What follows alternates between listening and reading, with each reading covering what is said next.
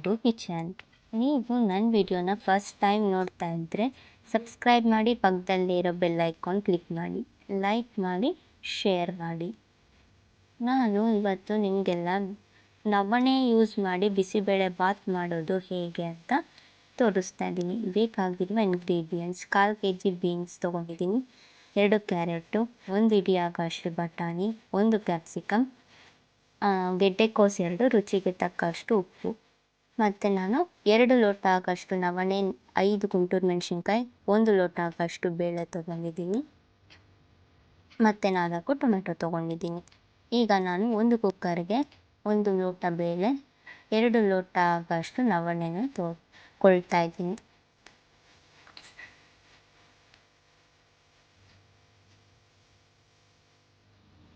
ಇವಾಗ ನಾನು ತೊಳೆದಿಟ್ಕೊಂಡಿರೋ ಬೇಳೆಗೆ ನಾನು ತೊಳೆದಿಟ್ಕೊಂಡಿರೋ ಅಂಥ ತರಕಾರಿನ ಹಾಕ್ಕೊಳ್ತಾ ಇದ್ದೀನಿ ಮತ್ತು ಹೆಚ್ಚಿಟ್ಕೊಂಡಿರೋ ಅಂಥ ಟೊಮೆಟೊನ ಹಾಕ್ಕೊಳ್ತಾ ಇದ್ದೀನಿ. ಇವಾಗ ನಾನು ಅದನ್ನು ಒಲೆ ಮೇಲೆ ಇಟ್ಕೊಂಡು ಸ್ವಲ್ಪ ಮಳಿಸ್ಕೊಳ್ತಾ ಇದ್ದೀನಿ. ಅದಕ್ಕೆ ನಾನು ಇವಾಗ ಕುಕ್ಕರ್ ಮುಚ್ತಾ ಇದ್ದೀನಿ. ಕುಕ್ಕರ್ ಮುಚ್ಚಿ ಅದನ್ನು 2 ವಿಷಲ್ ಕೂಗಿಸ್ಕೊಳ್ಬೇಕು.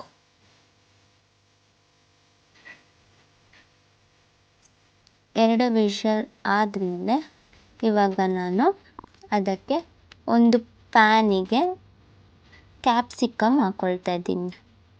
ಕ್ಯಾಪ್ಸಿಕಮ್ನ ನಾನು ಡ್ರೈ ರೋಸ್ಟ್ ಮಾಡ್ಕೊಳ್ತಾ ಇದ್ದೀನಿ.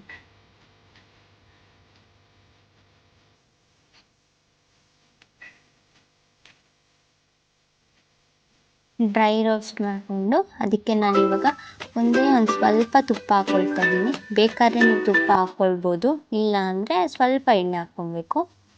ಇವಾಗ ನಾನು ಆ ರೋಸ್ಟ್ ಮಾಡ್ಕೊಂಡಿರೋ ಅಂಥ ಕ್ಯಾಪ್ಸಿಕಮ್ನ ನಾನು ಕೂಗಿಸ್ಕೊಂಡಿರೋ ಬೇಳೆ ಜೊತೆ ಮಿಕ್ಸ್ ಮಾಡ್ಕೊಳ್ತಾ ಇದ್ದೀನಿ.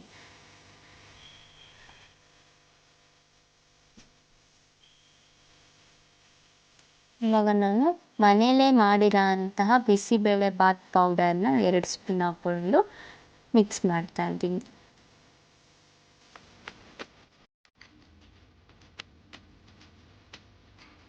ಮಿಕ್ಸ್ ಮಾಡಾದಮೇಲೆ ನಾನು ಇದನ್ನು ಪಾತ್ರೆಗೆ ಶಿಫ್ಟ್ ಮಾಡ್ಕೊಳ್ತಾ ಇದ್ದೀನಿ. ಶಿಫ್ಟ್ ಮಾಡಿಕೊಂಡು ನಾನು ಒಂದು ಸ್ವಲ್ಪ ಮಳ್ಳೋವರೆಗೂ ಹಾಕಿದ್ದು, ಅದಕ್ಕೆ ರುಚಿಗೆ ತಕ್ಕಷ್ಟು ಉಪ್ಪು ಹಾಕ್ಕೊಳ್ಬೇಕು.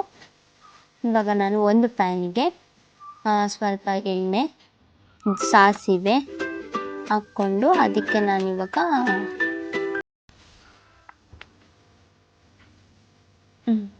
ಗುಂಟೂರು ಮೆಣಸಿನ್ಕಾಯಿ ಮತ್ತು ಕರಿಬೇವು ಹಾಕ್ಕೊಳ್ತಾ ಇದ್ದೀನಿ. ಸ್ವಲ್ಪ 1 ಚಿಟಿಕೆ ಆಗೋಷ್ಟು ಹಿಂಗೆ ಹಾಕ್ಕೊಳ್ತಾ ಇದ್ದೀನಿ.